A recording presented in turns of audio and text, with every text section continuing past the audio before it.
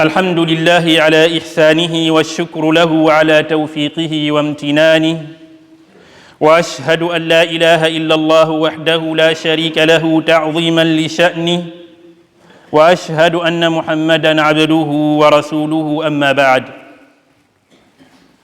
Chers fidèles, chercher la subsistance, le rizq, de façon licite est notre sujet de prêche d'aujourd'hui. La signification ou la traduction du mot rizq se rapproche à la subsistance. Bien dire, se rapproche. Mais le rizq n'est pas forcément matériel. L'intelligence, c'est du rizq. La famille, les enfants, le travail, c'est du rizq. Donc, n'est pas forcément matériel. Mais dans ce prêche, je parlerai uniquement du matériel. Allah subhanahu wa ta'ala est pur et n'accepte que ce qui est pur. Dans son immense pouvoir, ainsi que son savoir, il a planifié le rizq de chacun d'entre nous. Pas de crainte, personne ne prendra le rizq de l'autre. D'après Abu Hurayrah radiyallahu anhu, Allah subhanahu wa ta'ala a demandé aux croyants ce qu'il a demandé aux prophètes, en leur disant « mangez des choses pures qui sont licites ». Puis notre bien-aimé sallallahu alayhi wa sallam mentionna le cas d'un homme qui voyageait couvert de la poussière et qui tend les mains vers le ciel en disant « Ya Rab, ô Seigneur, alors que sa nourriture est illicite, que sa boisson est illicite, que ses vêtements sont illicites et qu'il s'est nourri des choses illicites, comment donc pourrait-il être exaucé ?» Hadith rapporté par Imam Muslim. Cet homme dont le bien-aimé sallallahu alayhi wa sallam nous parle dans ce hadith a réuni presque toutes les conditions pour que son invocation soit acceptée. Il était dans le besoin, il s'est tourné vers Allah subhanahu wa ta'ala en levant ses mains au ciel et l'invoque par ses noms, l'un de ses noms, Ya Rab. Et pourtant, notre bien-aimé sallallahu alayhi wa sallam s'étonne et se demande, mais comment un tel homme pourrait être exaucé? Tout ça parce qu'il baigne dans l'illicite, parce qu'il ne fait pas attention à ce qui rentre dans son ventre. Tout ce qui l'intéresse, j'ai combien, j'ai gagné combien. Il ne se soucie pas comment il a gagné. Le croyant, cher fidèle, doit simplement faire les causes, al-asbab. Parce que quand il fait les causes, c'est les causes qui vont lui permettre, incha'Allah, d'acquérir le rizq. Mais il doit surtout se préoccuper davantage de l'au-delà.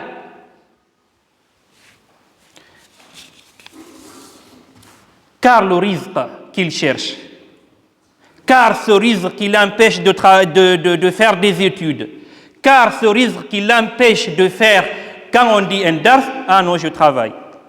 Quand il s'agit d'apprendre une sourate, je travaille. Ce rizq, qu'on est tellement focalisé sur ce rizq, il nous parviendra même si on cherchait à le fuir.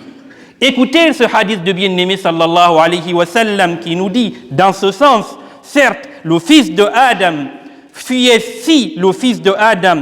sa subsistance, son rizq, comme il fuyait la mort, donc alors la subsistance le rattraperait comme la mort le rattrape. Écoutez et méditez ce hadith qudsi. Le prophète sallallahu alayhi wa sallam a dit, Allah subhanahu wa ta'ala, lorsqu'Allah a créé le dunya, il a dit à ce dunya, il dit, ô dunya, celui dont la principale préoccupation est toi, met en désordre sa vie. et met en désordre sa vie, appauvris-le, et il ne prendra de toi ce que je lui ai prédestiné, ce que je lui ai écrit. Ce n'est pas par son intelligence. Et en revanche, il dit, mais c'est lui donc qui se soucie de l'au-delà, qui se dit un jour, je quitterai sur cette terre, car je suis de passage. Et c'est lui qui sait pertinemment cette vérité absolue. En revanche, regardez, Allah ordonna au dunya de travailler pour lui. L'autre, il court pour dunya, et l'inverse, c'est lui qui se soucie, c'est le dunya qui court pour lui. Ce n'est pas la même chose. Ce n'est pas la même réussite. Et Allah subhanahu wa ta'ala lui dit, et il mettra la baraka dans ce qu'il a. Donc le plus important, ce n'est pas d'avoir beaucoup, mais ce qu'on a, on a la baraka. Combien de personnes aujourd'hui, ils ont, alhamdoulilah, un très bon salaire, à la fin du mois, c'est fini, plus rien ne reste, plus rien. Ils ont même du mal à finir le 15. Le 15 du mois, c'est fini, c'est parti. Et d'autres, ils ont peu, mais il y a la baraka dans ce qu'ils ont. Parce qu'ils ont Allah subhanahu wa ta'ala, ils se sont préoccupés de l'au-delà. C'est pourquoi Allah a mis la baraka dans ce qu'ils ont.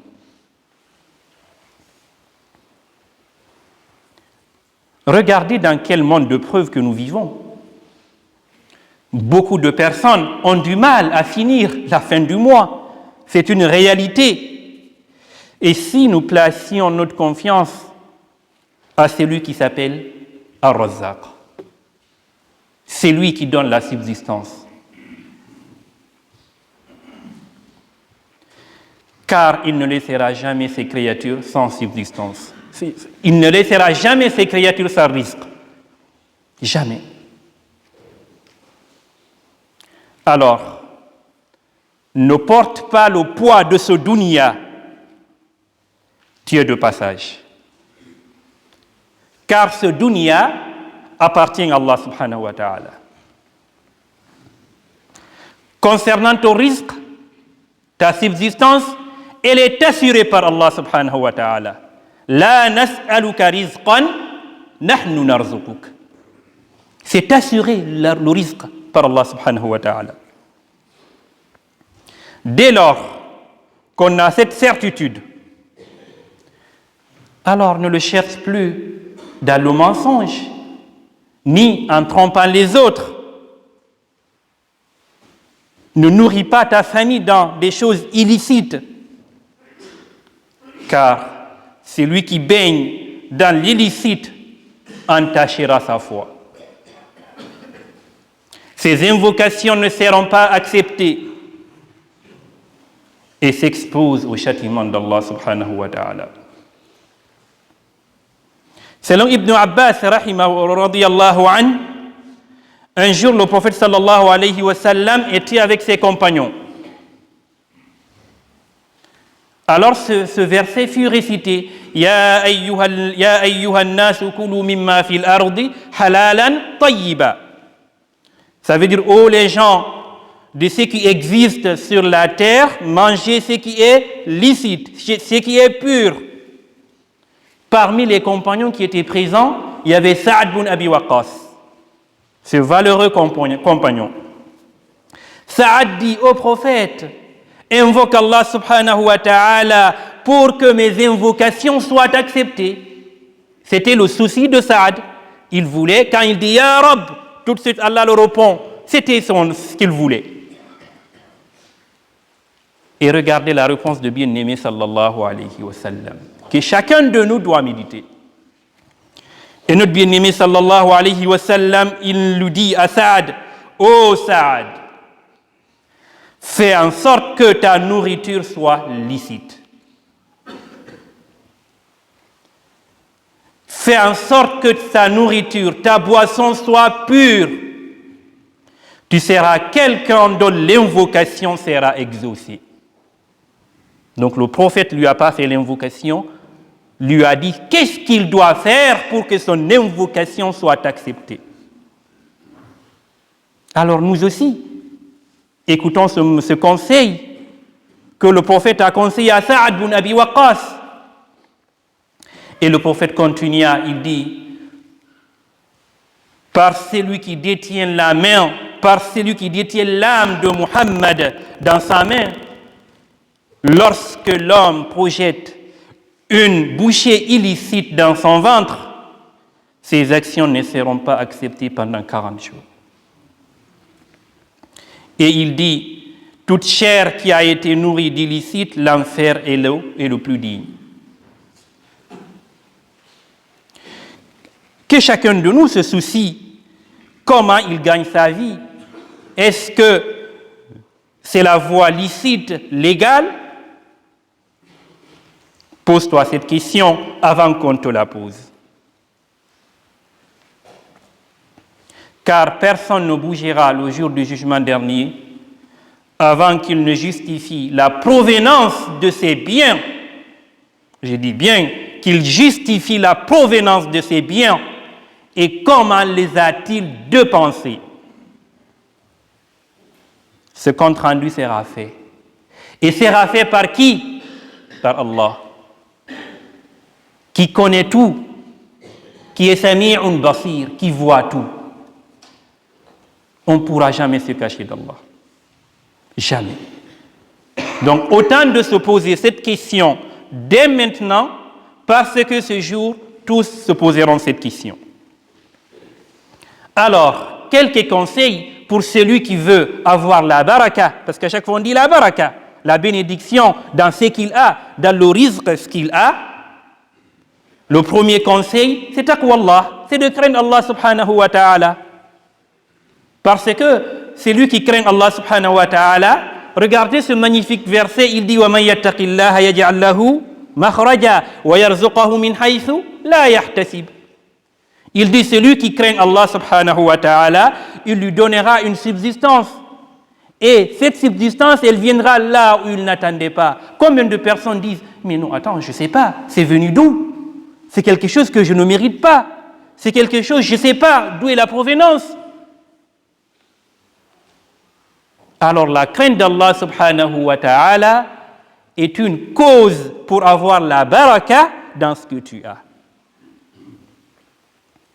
Et le deuxième conseil que notre bien-aimé sallallahu alayhi wa sallam a donné pour avoir la baraka dans le rizq, c'est de garder, c'est d'être bienveillant envers les parents et garder le lien de parenté. De ne pas couper ce lien.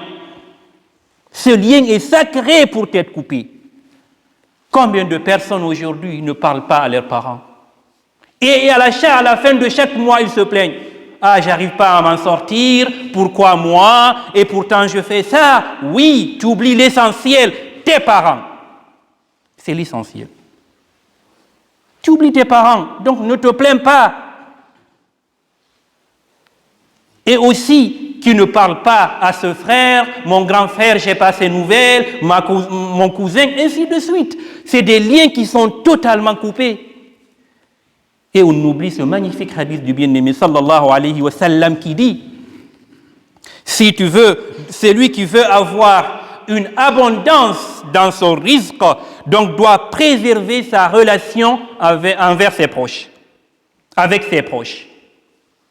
C'est un hadith du bien-aimé sallallahu alayhi wa sallam.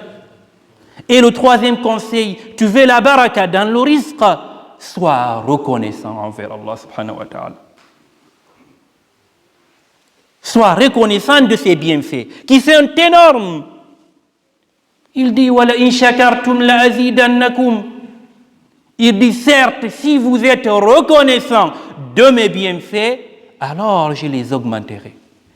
C'est une promesse divine. C'est Allah qui nous promet cela. Ce qu'on a, soyons fiers de ça. Soyons reconnaissants envers Allah subhanahu wa ta'ala. Non seulement il y aura la baraka, et aussi il y aura l'abondance, il va les augmenter. Pour finir, chers fidèles, on ne vend pas notre dignité pour un bien mondain. Tu as tes convictions, tu es ce que tu es, Donc ne dévie pas pour un bien mondain. Parce que ce bien finira un jour. Ma indakum yanfadu wa ma indallahi baqa. Ce qui auprès d'Allah restera. Combien de personnes aujourd'hui qui étaient très riches et du jour au lendemain se retrouvent pauvres. Mais s'ils avaient vendu leurs convictions, leur dignité, qu'est-ce qui reste? Si on n'a pas le digne, qu'est-ce qui reste? Alors, ne vends pas ta dignité. Quelle est cette dignité? Nous sommes une communauté qu'Allah subhanahu wa ta'ala nous a dit « Kuntum khayra ummatin ukhrijat linnas ». Nous sommes la meilleure communauté. Nous savons travailler très dur pour nourrir nos familles,